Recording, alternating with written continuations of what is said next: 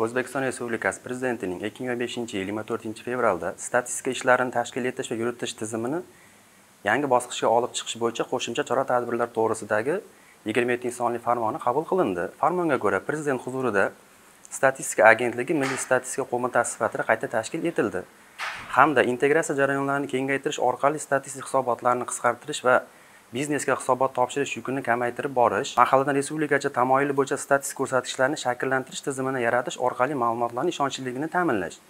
2025-yil yakunigacha hududlar statistikasi axborot tizimini ishga tushiriladi. 2025-yil yakuni bo'yicha hisobot davridan boshlab xodimlar soni yillik o'rtacha 5 kishidan kam bo'lgan hamda yillik tushumi bazaviy hisoblash miqdorining 2000 baravarigacha bo'lgan mikrofirma kichik korxonalar uchun yillik statistika hisobotini topshirish majburiyati bekor qilinib, har 3 yilda bir marotaba statistika hisobot topshirishi belgilandi.